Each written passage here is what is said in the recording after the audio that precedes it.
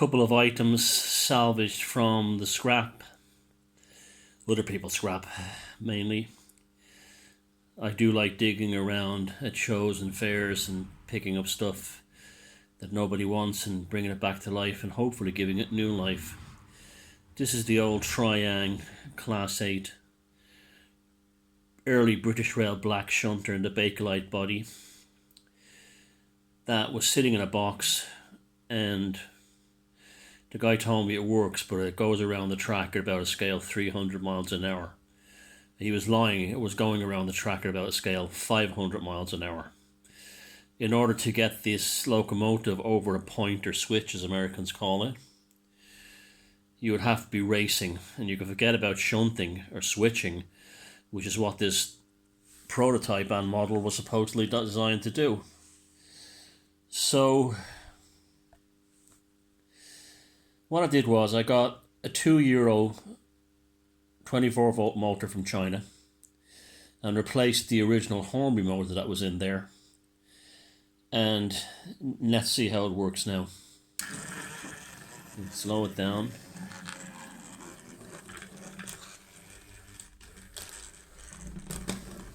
Bit rough that point, but I can get it slower than that.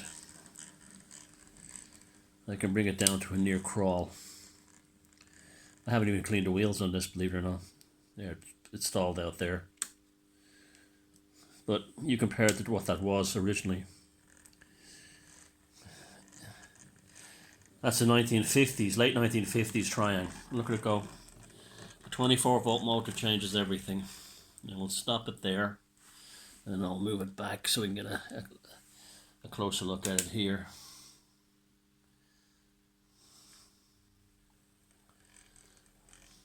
No problem going over the dead frog, not at all. Now this is a cleaner piece of track, so let's see how slower we can get it. Forward, let me say forward.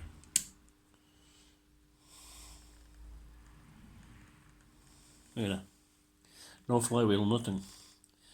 Just power to a cheap 24 volt motor. We'll try it the other way. No, that's a slow speed. I mean, that's the performance you'll get out of the latest, Bachmanns or Hornby ones with the flywheel drive. I think I picked this up for €5. And my intention was just to try and use the body, but look, I have an actual working, jam, it's stalled there, an actual working Class 8 shunter. Saved from the Scrapbox, goes over one dead frog, goes over another dead frog, and hopefully it'll catch onto them, and I'll show you my other salvages. These were two Airfix 1977, I think, 78-ish, Great Western Railway Suburban coaches made by Airfix. I think they're now on they were in the Daypole, but they're now on the Hornby catalogue. They had no couplers, no buffers, no sole bars, and the paint was all scratched to bits. And I got them. He gave me both of them for a fiver. So this whole rate cost a tenner here, right?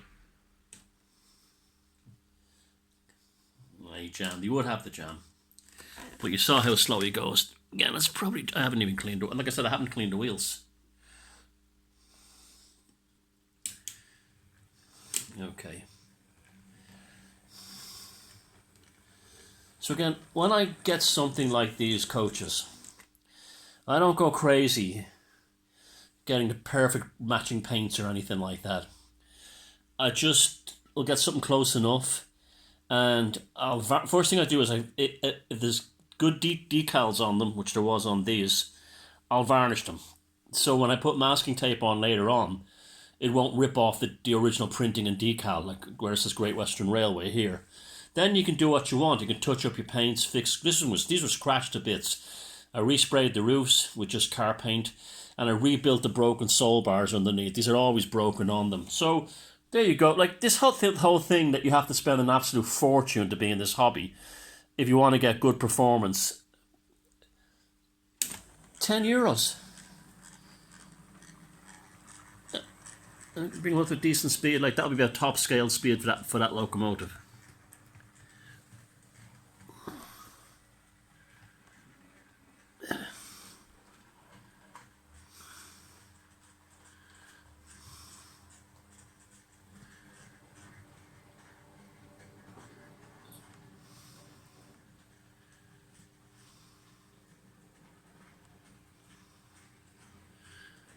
I think they look splendid. Even more so considering the little amount of money I spent on this. To me, this is like the most satisfying part of the hobby. Is when you can save money on things, you know? Or bring things back to life that was probably gave someone great pleasure many years ago.